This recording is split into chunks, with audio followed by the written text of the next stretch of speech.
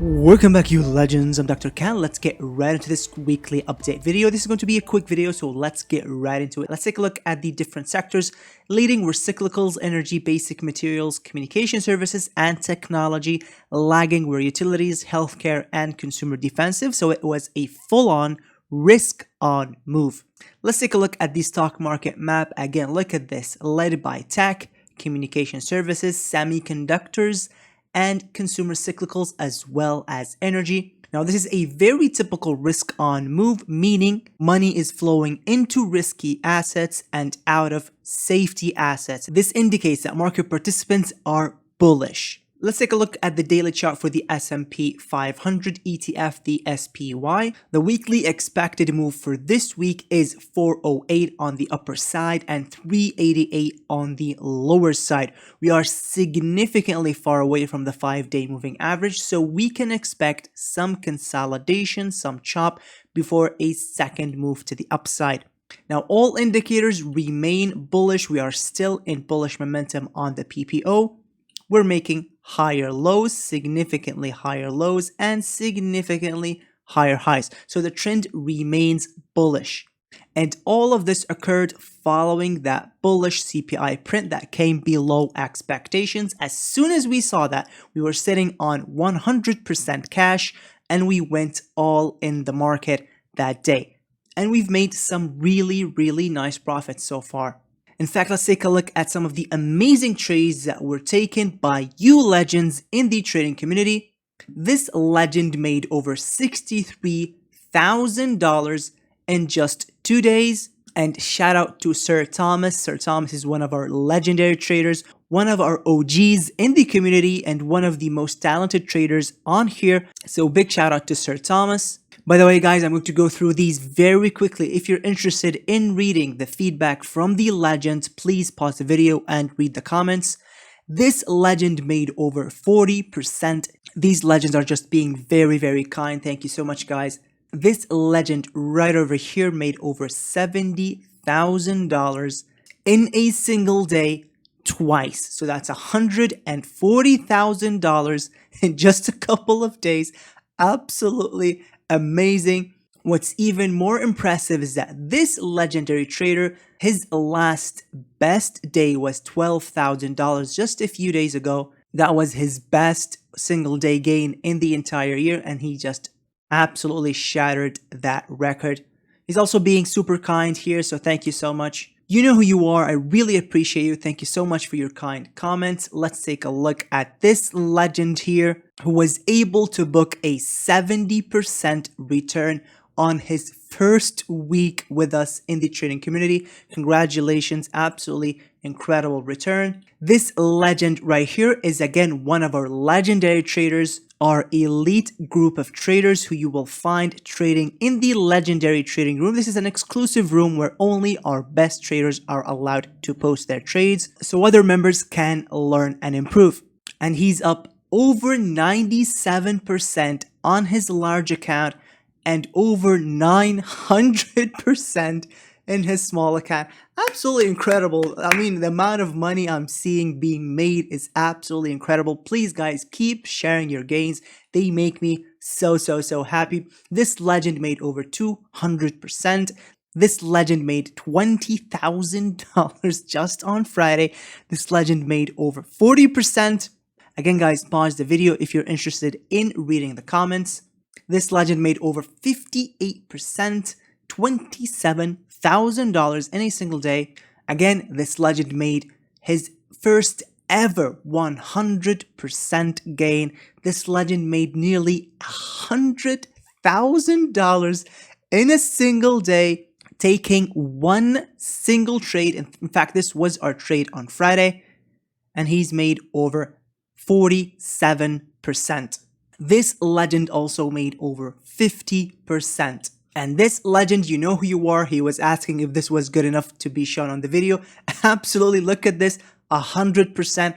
Again, trading one of my favorite trade setups that I shared a couple of weeks ago. Hey legends, sorry for the abrupt cutoff, but I actually forgot to switch the recording to this window, and so I kept recording the entire video showing the gains and not the chart. And so I had to re-record everything. So it doesn't matter now. Let's get right into it again. So last week has been incredibly good for us, and the weekly expected move for this week, everybody, is 388 to the downside, 408 to the upside, and we do have this significant upside resistance where we had major reactions in the past. Look at this: rejection, rejection, and we will likely see the S&P 500 either stall or reject at this resistance line just up ahead. We also have the 200 daily moving average. We could see the S&P 500 take out the 200-day moving average. That would not mean that the bear market is over, not at all. We've actually seen that in the 2001 bear market, where the S&P took out the 200-day moving average and then proceeded to crash just 3 months later, taking out prior lows. So please keep that in mind. Yes, we are bullish short term, long term, still very much so bearish. Let's take a look at the weekly chart for the SPX. Look at this. This is now clearly a bull flag. Boom, move to the upside, a flag, and another boom, move to the upside. A full measured move on this bull flag would take the S&P 500 to, look at this, 4,125. That's right over here, this prior consolidation area, which sits right around this level. Again, look at this. It coincides perfectly with both the 200-day moving average and the descending resistance line. So for the time being, we continue to be long. And as we approach that 200-day moving average and this upside resistance line, we could think about closing our longs and going short once more. Let's take a look at the triple Qs. The upside here for the triple Qs is significantly higher than the S&P, and that's because the triple Qs have been significantly underperforming the S&P 500 throughout the last several weeks. That period of weakness has now ended effectively on the CPI release day. Look at this significant rally in the NASDAQ. It is much more clearly defined right here in this ratio chart, where the NASDAQ is divided by the S&P 500. That's up top. Down below, the blue and black is the S&P 500. Look at this significant jump in this ratio chart between the NASDAQ and the S&P. The NASDAQ is now solidly outperforming the S&P 500, and there's still significant steam left in this chart for more upside ahead. Let's take a look at the VIX. The VIX continues to be weak, and as the VIX continues to weaken, this will allow the NASDAQ and the S&P to continue to rally. We will likely see the VIX move all the way down to 20 to fill this gap at 20.5. Let's take a look at the Dow Jones. The Dow Jones has rejected this resistance line once. It went down and then it took it out, effectively making this a bull flag. Now this is very interesting because we had a rejection here, another one, boom, right here, and another one right over here. So what made this one different? Now I did have a sneaking suspicion that this was actually going to happen. I was very skeptical that this was the top for the Dow. And in fact, I talked about this on November 7th in the trading community. Take a look at this, everybody. I'm at UTC +3. This was posted at 1 a.m. my time. So this was an hour after the market closed on November 7th. Some things are not adding up for me. My gut tells me the Dow Jones is flagging and getting ready for an explosive move to the upside as the dollar continues to collapse. Tech stocks look like they're bottoming to me. Google, Microsoft, Apple all held their lows. Apple is particularly attractive here with a gap to fill at 145. As we speak, Apple has actually not only filled this gap, but some more and closed near 150 on Friday. My sense is that CPI will come lower than expected and euphoria will be reignited in the market. Talking heads will come on CNBC calling October 13th the bottom. Inflation is over, all sorts of crazy things, and we get a repeat of the July-August summer rally. There are two things stopping me from going long. This was November 7th, and these two things were the CPC sell signal and the smart money being bearish. I need to get over these two hurdles before I put capital in harm's way. Apple is tempting, but I'm going to check my gut and try to remain disciplined here. We may be due for one last quick dump before CPI, and that would explain why the smart money is selling. That's what makes most sense to me at the moment. One thing is for sure, Thursday is going to be wild. And funnily enough, that's exactly what we got. This was November 7th. The market put in this topping tail, this indecision candle on November 8th. The market sold off massively before the CPI came out. This was just one day ahead of CPI, and we had the HYG, the smart money indicator, indicating that this sell-off was in fact coming. Look at this. We had this divergence. The S&P was making higher highs as the smart money, the HYG, was making lower highs. And so the smart money was unloading, and that did alert us to this sell-off that did in fact come. A day later, CPI came out, and the rest was history. This was the Dow Jones. It in fact ended up actually flagging and moving to the upside. So funnily enough, yes, the Dow Jones was flagging. It did have that explosive move to the upside. Google, Microsoft, and Apple did hold their lows. They did in fact bottom. The CPI did in fact come below expectations. Now, this was not just a gut feeling. I went through a lot more charts and indicators in the trading community in the live analysis channel. By the way, guys, if you're interested in joining our trading community, it's $30 a month if you go for the annual membership, and you get access to all of my works, all of my pre-market, intra-market, and post-market analysis, all of my trades and investments, which I post in real time. Every single trade investment that I make, I post in real time. I'm also building a library of all of my charts, my S&P, NASDAQ, my CPC buy and sell signal, my VIX divergences, my smart money and dumb money buy and sell signals, yields, gold, breadth, all of my charts you can find in my charts channel, this channel right here. You'll be able to click on a link and it will take you to a live version of my chart so you can check out all of my levels, price targets, etc. Again, if you're interested, please check out the link in the description below. It's the best way to track all of my work, and it's the absolute best way to support me and my work if that's something that you want to do. Now let's take a look at the Dow Jones Industrial Average and the transports. This is the Dow Theory model. Up top is the Dow Jones Industrials. Down below is the Dow Transports. And the theory goes as such. When there's a divergence between the two, where the transports are underperforming the Dow Industrials, the stock market ends up topping and moving to the downside. This happens systematically throughout this year. Look at these divergences. Every single one of them broke to the downside. Boom, boom, boom, and boom. Right now, we do have a very sizable divergence where the Dow Jones Industrials have actually taken out the August 25 high, while the Dow Transports have failed to take out this high so far. Now, this divergence can last for several days before breaking to the downside, and as the S&P 500 continues to rally, the triple Qs continue to rally, the Dow Jones will likely put in a top in the next few weeks, completing this divergence and initiating a sell-off. Let's take a look at the smart money and dumb money divergence. Up top is the smart money, down below is the dumb money. So far, no divergence. The smart money has actually taken out the October 28 high. The same thing with the S&P 500. So far, this is a buy signal. The dollar continues to move to the downside. There's actually no support for the dollar all the way down to 105, 104 and a half. And so I expect even more upside in the S&P 500 as the dollar continues to move to the downside. Let's take a look at the 10-year yield. Again, look at this. Perfect head and shoulders top that broke on the news, on the CPI release, which is exactly what we were looking for. In fact, I talked about this on November 3rd. Look at this. The next domino to fall is going to be the 10-year yield. It is now forming a head and shoulders pattern, which needs to break Thursday on the CPI release.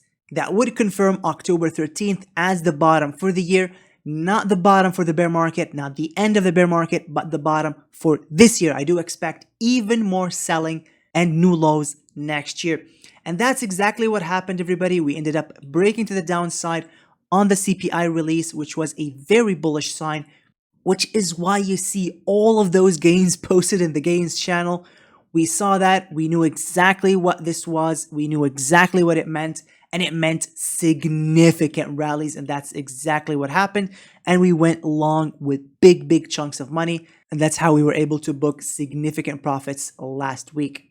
Now, the 10-year yield will continue to move to the downside. We are now heading the 50-day moving average. We're seeing some support off this level, but this to me looks like a bear flag that will likely continue to break to the downside, or at least form a double bottom with a positive divergence. before really bottoming and beginning to move back to the upside. This looks very, very weak, and as long as yields continue to weaken, the S&P 500 and the stock market will continue to rally, because yields, as they move up, they crush valuations, and as they move down, they allow stock market valuations to expand, leading to that everything rally, to that euphoria, to that FOMO, to that insane short squeeze type of market action. Let's take a look at this chart. This chart looks at the S&P 500% of stocks above their 200-day moving average. That's up top. Down below is the S&P 500 index, or the S&P 500 SPY ETF. And we saw this monstrous divergence. We tracked it as early October, end of September. I was tracking this divergence. In fact, it was one of the tools that allowed us to catch this bottom, this October 13th bottom, perfectly. You would have to go back all the way to 2016 to see anything like this. This was the last time where we had a divergence like this. We had a monstrous rally in the S&P. It ended up rallying 15% in 45 trading days, following a similar divergence signal, and we're seeing the exact same thing. That's why we called the bottom on October 13th, and we were so bullish throughout. Breadth continues to push to the upside, and as long as breadth continues to push to the upside, the S&P will continue to move to the upside. Let's take a look at a new indicator that I'm adding. This is the McClellan Volume Summation Index. Below that is the McClellan Oscillator. Up top is the New York Stock Exchange Composite Index. And the blue and black is the S&P 500. So that's a lot of jargon. Let's get right into it. I look at the Volume Summation Index for crossovers. These establish longer term / medium term trends. Look at every one of these. Boom, crossover, massive sell-off, crossover, massive sell-off. Another bullish crossover, boom and boom. Massive rallies, another crossover, big rally, boom, crossovers, sell-off, and so on and so forth. Below that, everybody, is the McClellan Oscillator, and here I look at divergences where the McClellan Oscillator puts in a lower high as the New York Stock Exchange puts in a higher high. That usually marks tops that come a few days to a few weeks later. This is not a perfect market timing tool though, because look at here, for example, we had a divergence right over here, and the market actually continued to move sideways for several days, and then putting in another divergence before selling off. We had one example here as well where there was no divergence at all. The market did top, and then we had this period of weakness, and then that massive sell-off came in the S&P and the New York Stock Exchange.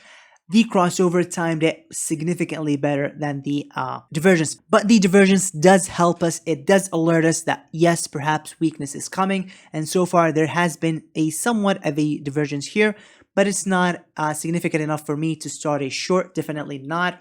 I would wait at least for that 200-day moving average tag, and preferably a tag of this resistance line before I go short. But that's me personally.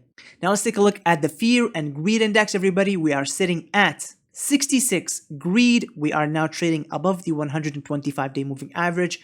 Stock price strength and breadth both moving up. Put to call ratio moving down. Market volatility moving down. Safe haven demand declining, and junk bond demand moving up. All of these continue to signal bullishness, at least in the very short term. Let's take a look at the economic calendar, everybody. This week, PPI on Tuesday. Wednesday we'll have retail sales, and Thursday we'll have housing permits, building permits, and Friday we'll have existing home sales. PPI coming out Tuesday will likely again come below expectations, just like CPI.